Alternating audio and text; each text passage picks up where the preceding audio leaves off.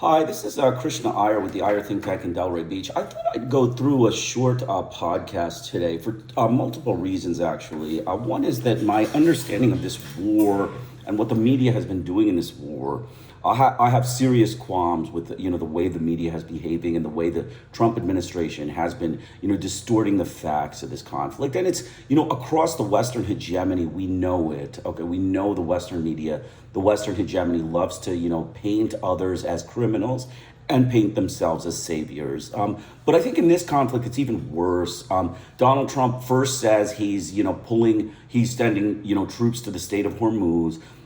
First, the British and French and all of the coalitions say that they're going to be helping Trump. Then Trump, one day later criticizes the allies for not helping. Then, Trump says that he's sending, 3 aircraft carriers and 222,000, troops to the Strait of Hormuz. And then, a couple hours later, he says that he's going to wind down this war. So, we seriously have serious misgivings with, the deceit that the U.S. government is showing. This is a deceitful group of neo-Nazi Christian witch hunters. And, I want to show you a book. This is Beyond Hypocrisy. It's by Edward Herman. It's a great book on decoding the news in an age of propaganda, including the doublespeak dictionary. Edward Herman, just for your knowledge, Edward Herman is a long-term person who has been a critic of the U.S. government. If you look at his Wikipedia entry, he was born April 7, 1925, and he died November 11, 2017. So he was pretty old. He was like 93 years old. He died of bladder cancer. But his books and his critiques have included the Vietnam War, along with Noam Chomsky, the war crimes that were committed against the Vietnamese communists. The North Vietnamese land reform, the CIA's Saigon propaganda ministry, the bloodbath at Hue in South Vietnam, all of these things that, the Nixon administration and the government of the United States, complicitly, denied and, lied about, are all written in his works. His works include, At War with Asia, along with Noam Chomsky, and multiple other books. I can give you the name, but I think this guy is someone that you really should buy his books. I mean, Manufacturing Consent. This one, which is the Beyond Hypocrisy about the U.S. media system and its fascism, the politics of genocide, the global media, the new missionaries of global capitalism are the global media. You also have Beyond Hypocrisy. That's the one we're talking about. The terrorism industry, experts and institutions that shape our view on terror. Demonstration elections, U.S. staged election in the Dominican Republic, Vietnam, and El Salvador. The Real Terror Network, Terrorism in Fact and Propaganda. So we could see that, he's written a lot of books about U.S. government complicity in criminal activity and criminal cover-ups. And I believe this war and Donald Trump is, a serious cover-up. He's, seriously committing, criminal cover-ups in this war. And, I'm concerned for all of us who, are, basically, in this kind of, conflict and in this kind of understanding of, basically we have for, the war, what things, go on in war. And, also what, things the U.S. likes to use as propaganda to make their cash. These are cash for hire, neo-Nazi Christian witch hunting assassins. And, we're calling them out for that. And, if you don't like it, I tell my viewers, if you don't like what I say about the U.S. government and, that it's rather harsh, I suggest you read these books. If you are an open-minded individual, you are not a fascist, you are not a Trumpist, and you are not, a right-wing evangelical. If you read these books, you will, get on board with the U.S. government's danger that it has against, all sorts of communities. And, this is just one example that we have: the Iran war and Donald Trump's invasion of Venezuela and the Cuban blockade. All of these three things, I have come to the conclusion that the U.S. government is a very deceitful group of people, and its media is, complicit in its deceit and crimes and its criminal cover-ups. So let's get started. We're going to start with chapter 1. There's a nice, there's a nice preface in this book. But free speech in the United States certainly exists in the sense that dissent can usually be voiced without threats of violent reprisal by the state, at least in normal, quote unquote, normal times. For communities of color, however, the threshold of normal has been low, and the mildest dissent or even attempts to assent citizens' rights have been often met with savage repression in the domestic application of the mere gook rule. More generally, freedom of speech has been limited to the fact that the state does engage in systematic disruption, harassment, and violent repression when dissent is seen as threatening, as in the civil rights/Vietnam War era's COINTELPRO and other programs, and in the frequent and sometimes large-scale attacks on ethnic, labor, and radical leaders and organizations over the years. Deployment of state, local, and federal police and National Guard to quell labor activism and impede labor organization was an outstanding feature of U.S. economic and political landscape from the 1860s to the Second World War. Official and police opposition to labor organization was closely tied to restrictions in freedom of speech. Contrary to ongoing mythology, the First Amendment was largely interoperative and offered little or no protection to dissidents threatening the established order for roughly a century and a half after its incorporation into the Constitution. The Sedition Act of 1798 made it a crime to utter or publish anything that brought high officials into contempt or disrepute. The Sedition Act was never repealed and was only overturned by the Supreme Court in 1964. Before 1860, statutes in every southern state forbade speech of writing condemning slavery, and these were uniformly enforced by the courts. In the post-Civil War era, the labor movement quickly focused on gaining the right to free speech as a peaceful labor demonstration were regular, often violently broken up by the police. Harassment, arrests, fines, and imprisonment by local and state officials, and the use of police-protected vigilantes or enforcers were common responses to labor organization and dissident speech. Advocates of a woman's rights to vote, let alone birth control, were regularly attacked by local and federal officials with no obstruction from the courts. In the early 1900s, Margaret Sanger and Emma Goldman were frequently arrested and sometimes fined or imprisoned for distributing leaflets with information on birth control.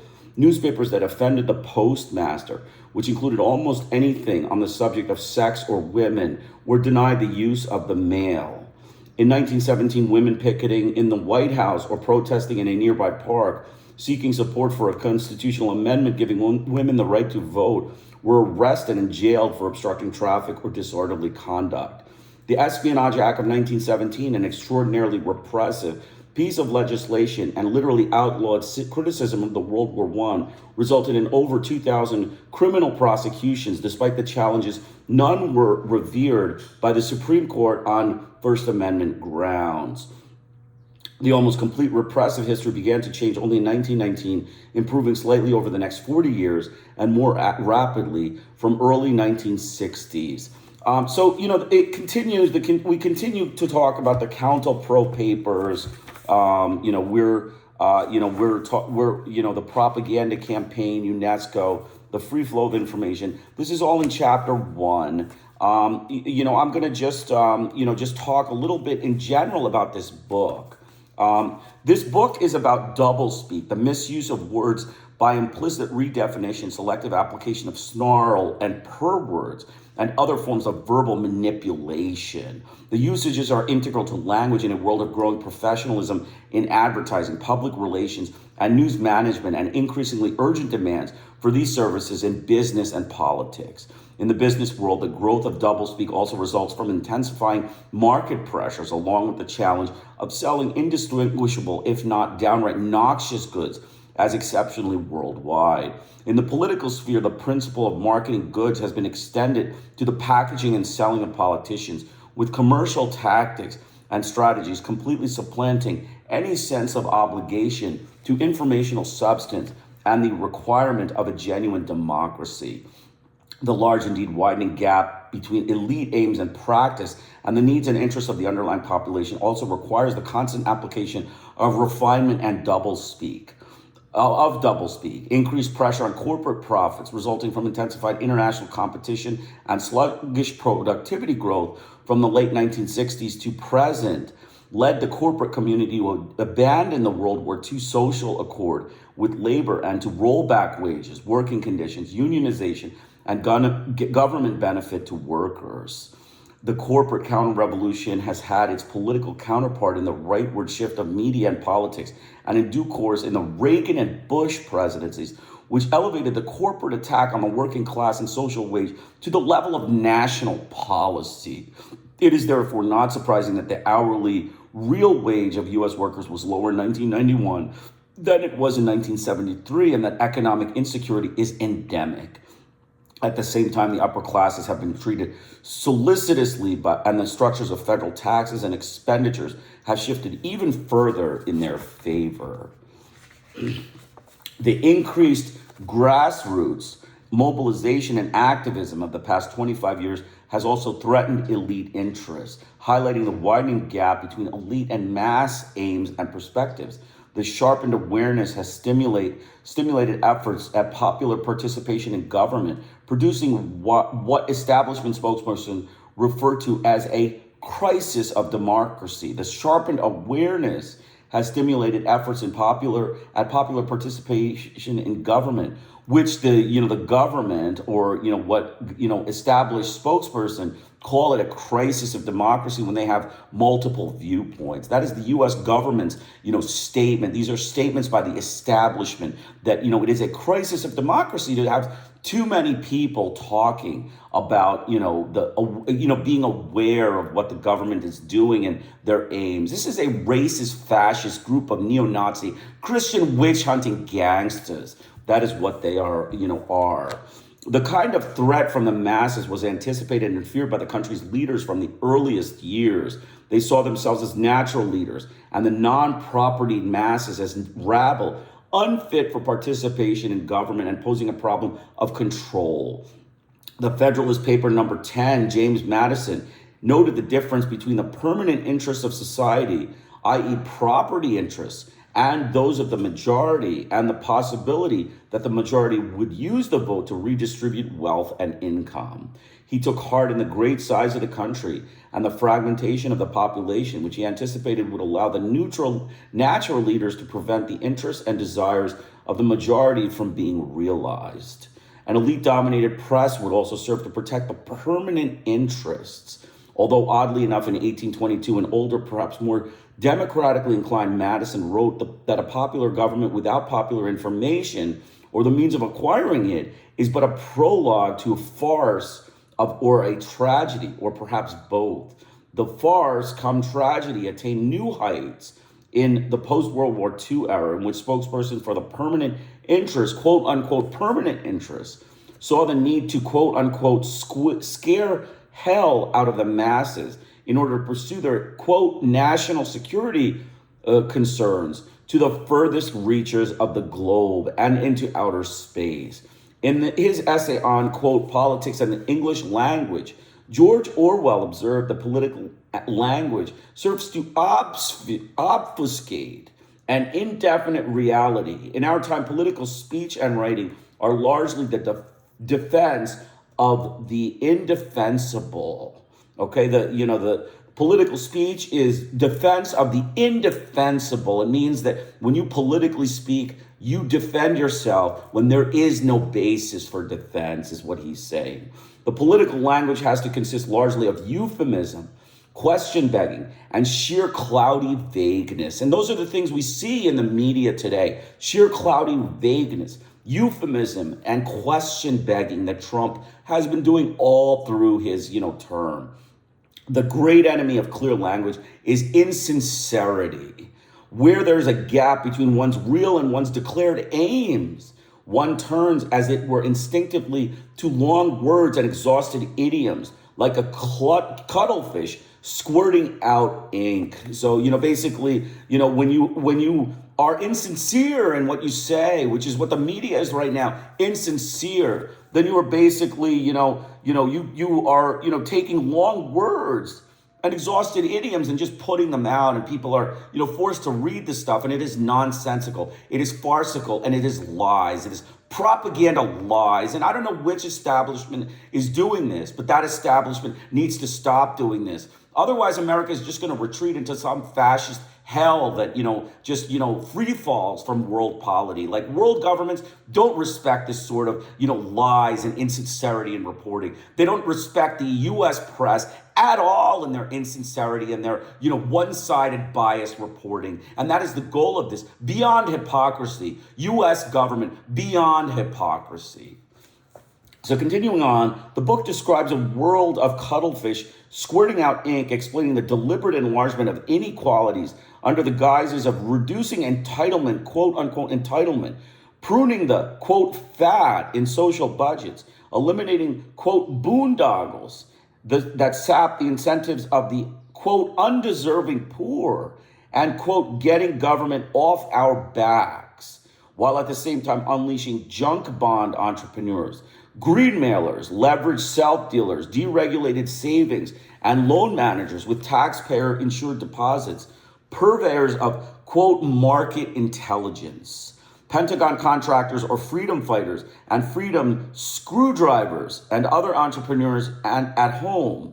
In the areas of foreign and military policy, we have witnessed the sponsorship of conservative, quote, conservatives, of a rapidly expanding military establishment to protect the, quote, national security with, quote, peacekeeper missiles and other instruments of overkill. This enormous buildup of weaponry was explained by the need to provide, quote, bargaining chips to allow us to reduce weaponry. We have also seen a rehabilitation in the threat of, quote, terrorism, which is what they do, to be dealt with by, quote, counterterrorism, which is what we do. Similarly, there has been much, quote, subversion, comma, quote, aggression, and even, quote, naked aggression abroad, to which we and our side have responded with, quote, counterinsurgency. Capital-intensive warfare to, quote, save the victims, and the displacement of elected governments by military regimes which, after a stint of, quote, pacification, hold, quote, free elections.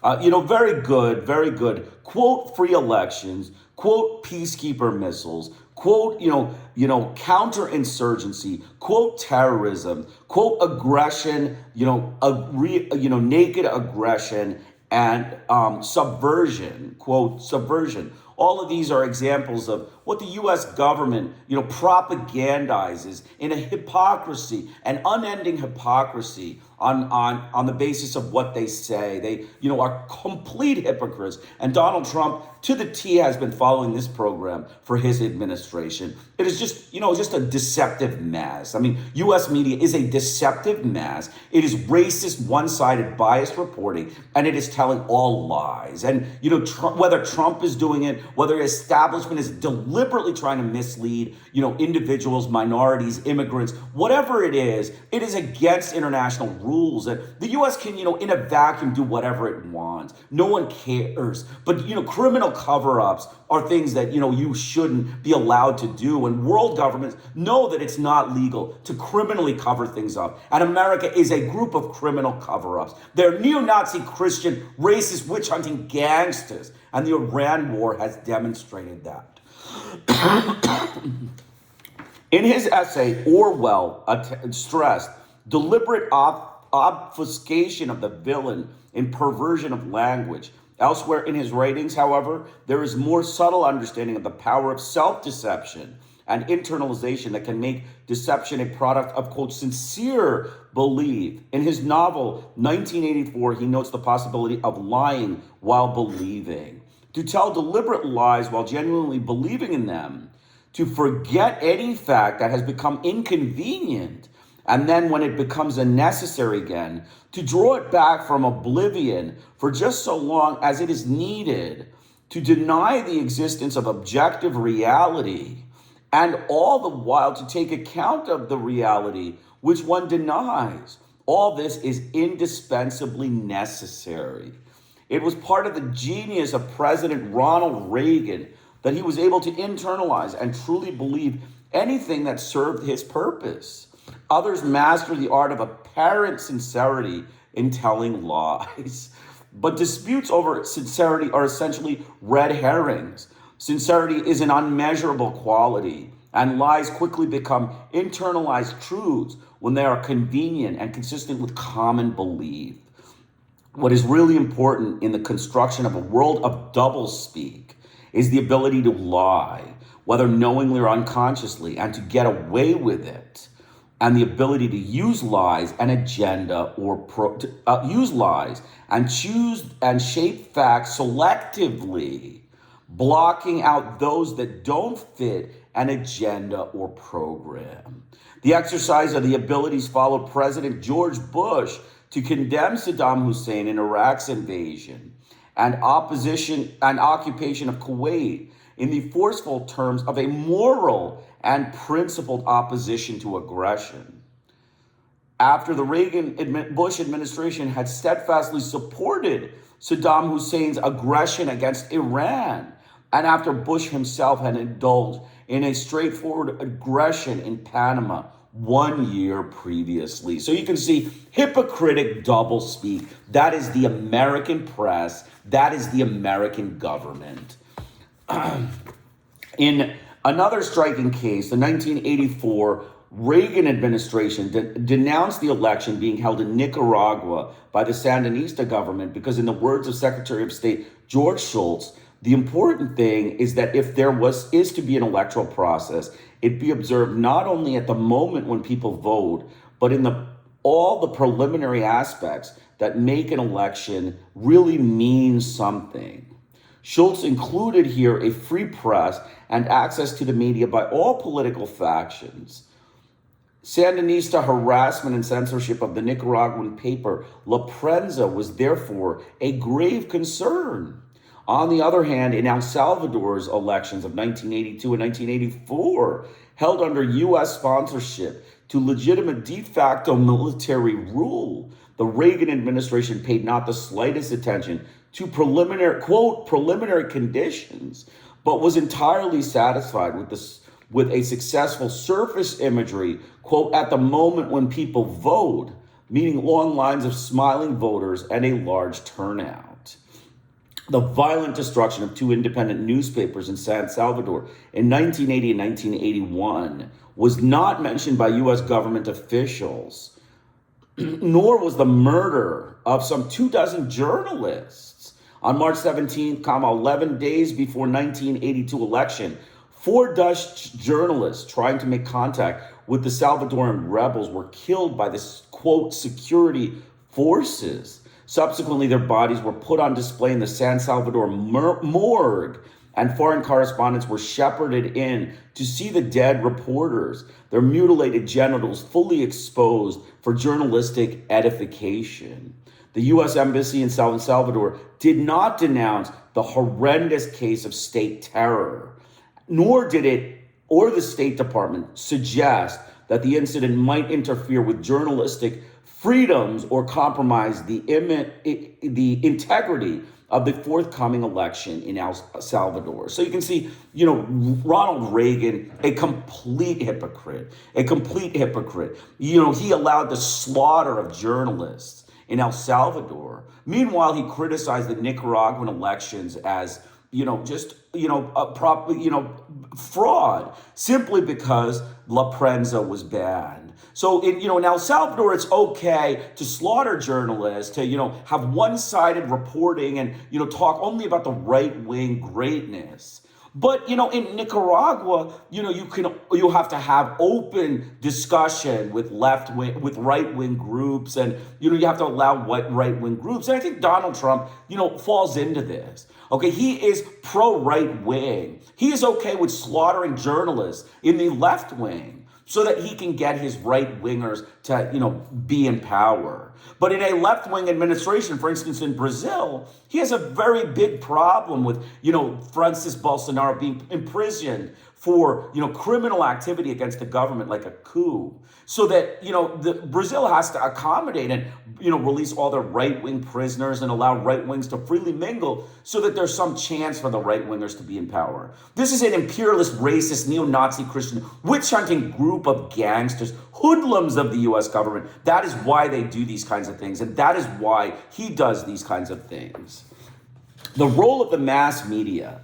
More striking is the fact that the story of the mutilation and exhibition of the dead journalists did not appear in the New York Times, Washington Post, network news, or in the mainstream media altogether.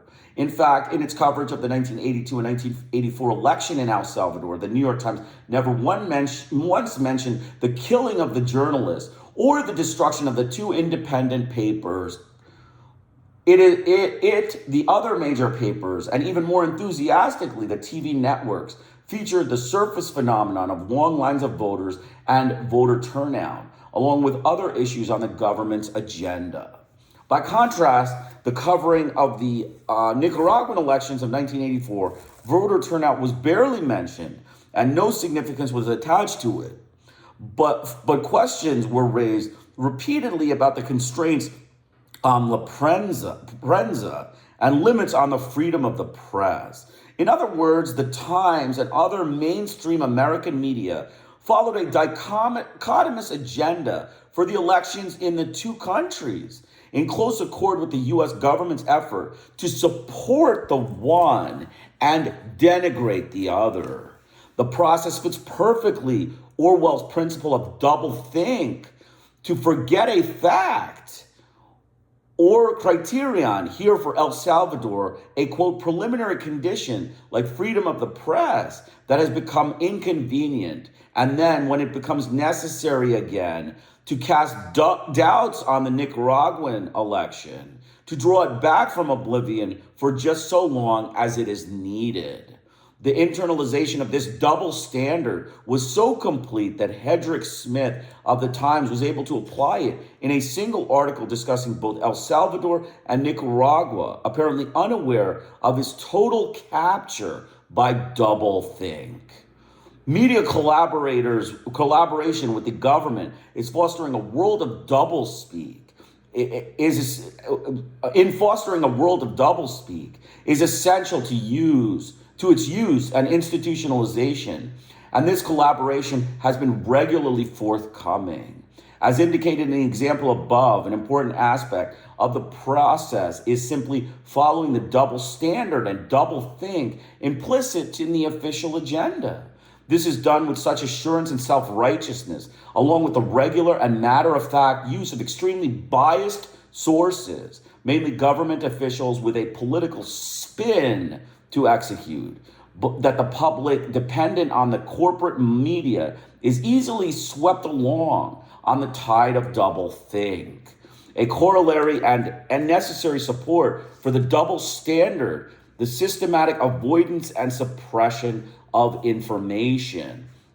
If only Nicaraguans' violations of the, quote, preliminary conditions of elections are relevant, information on the destruction of newspapers, killing of journalists, and the mass murder of civilians, and exposure of their mutilated bodies for public education in El Salvador is not newsworthy and need not be, quote, and is not reported.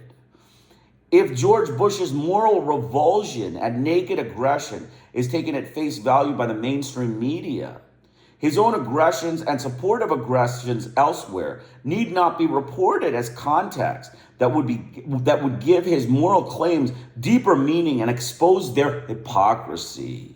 Rather, the inconvenient facts disappear into Orwell's black hole, and a new implicit system of definitions of aggression and naked aggression are imposed without acknowledgement or discussion.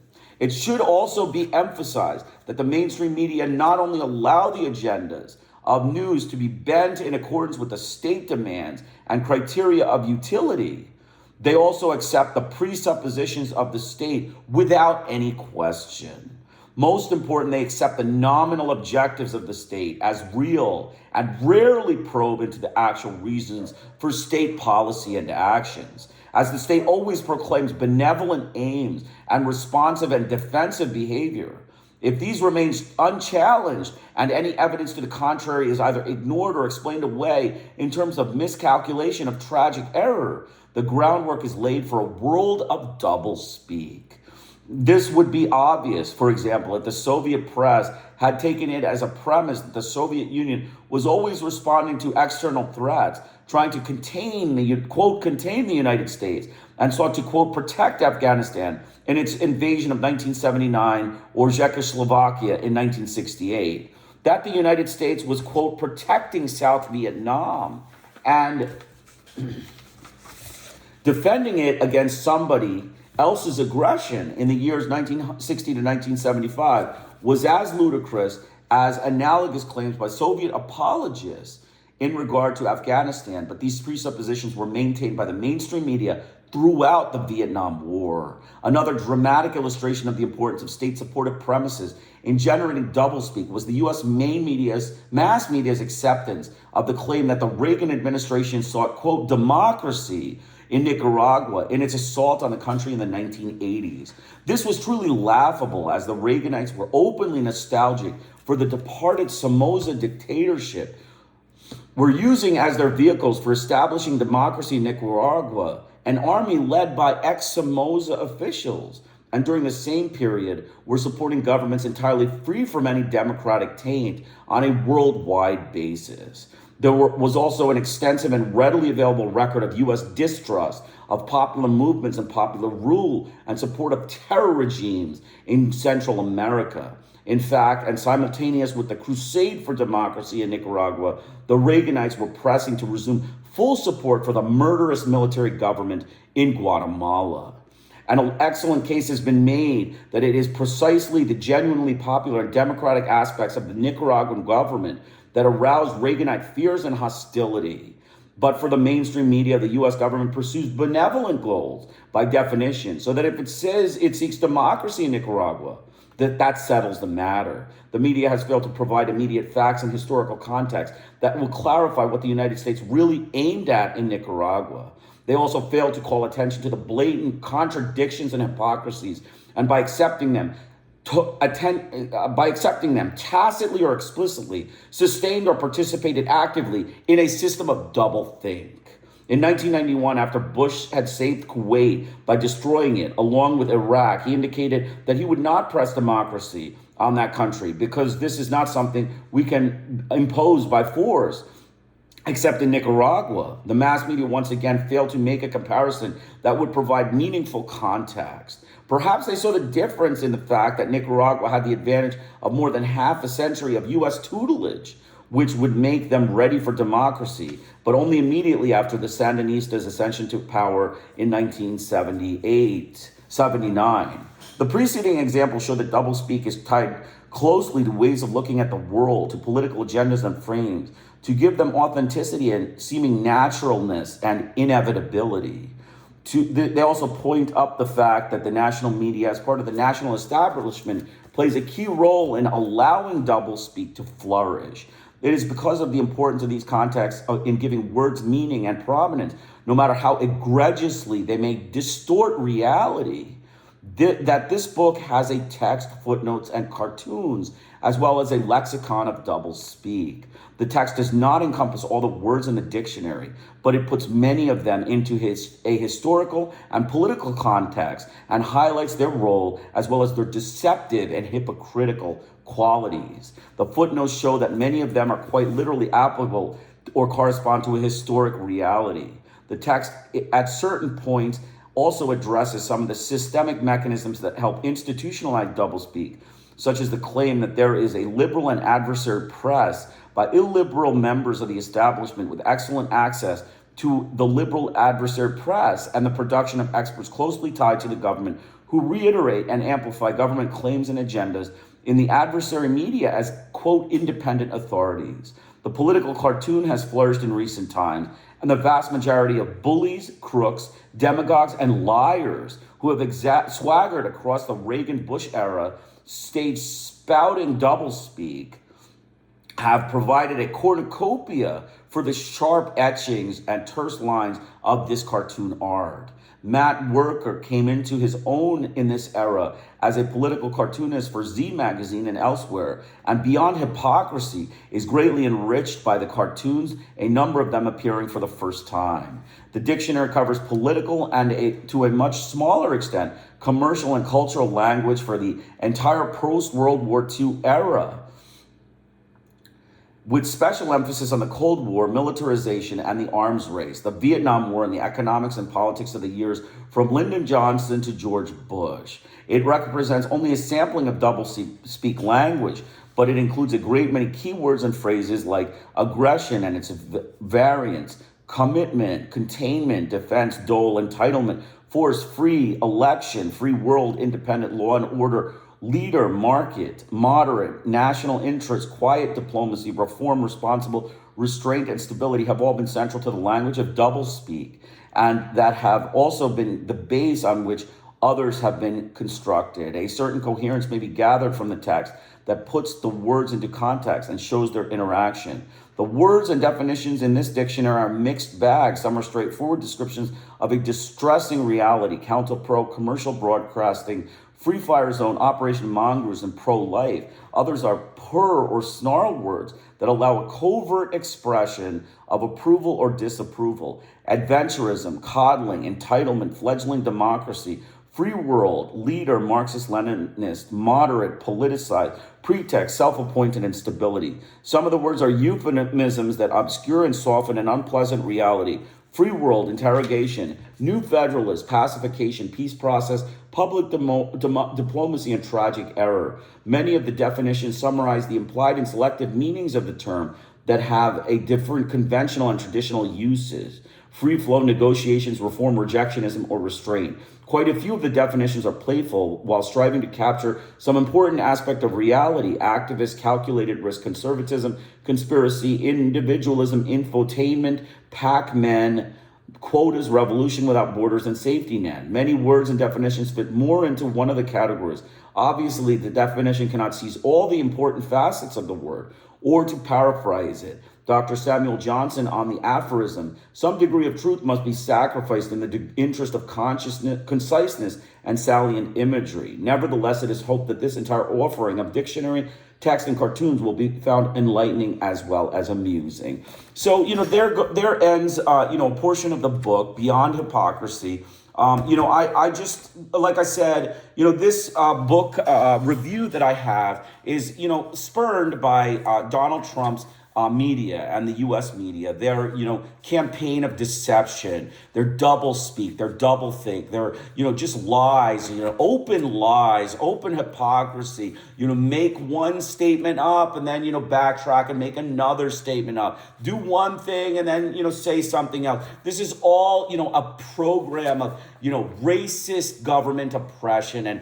racist racist deception, openly trying to deceive world leaders, world governments, world people about U.S. government's initiatives and aims. And all over the case, this U.S. government has, ruined media sources. They have ruined it with hypocrisy. It is an openly hypocritical system, a poor media source, and just, a terrible group of people who don't know how to, behave themselves in media situations. They, become completely, diverted in their topics. They double think, they double speak. They talk about one thing, like the Reagan-Bush era, perfect example. El Salvador, it's fine. The elections are fair. Why worry about it? Nicaragua, they're criminals. They, la prensa, stops free speech. What about the murder of the journalists? What about the mass murder of the civilians that you covered up? What about the, the display of the journalists, for public display while their mutilated genitals were shown? I mean, none of this stuff is meaningful. Reagan only cares about, La Prensa, the Nicaragua. So this is, again and again, this theme has presented itself, and it's presenting itself in Iran. Again and again, they're saying one thing. They're saying they did this because of nuclear weapons. Then they lie and they double speak. And then they say, this is a bad regime. It's a mean group of people. This is, again, double speak. You say one thing, you say nuclear weapons, then you say, no, they're bad people. They're mean. They're, a criminal regime. America is nowhere. And it's thought, it's mind. It's all double speak. It's all hypocrisy. It's blatant lies. It's deception. And it's racist media. That is my impression until they change it. And I recommend purchasing this book. I'll put the book in the link. Hope you will enjoy this book. And I will, come on every couple days, maybe not every day, but every couple days, maybe 3-4 days, and give a chapter review of this and go over what I see as, analogous to the Iran war, the statements they make, what they've said, what they've done, the lies they made, like Trump backtracking on the, Manab school bombing after, all sources said that's the people. Trump backtracking, the U.S. government backtracked. Another example of double speak, deceptive, racist media reporting by Donald Trump. Over and over it's done. Terrible media, terrible American media, terrible Western media. That's my impression. Hope you enjoyed it. Krishna Iyer with the Iyer Think Tank in Delray Beach. Have a great day.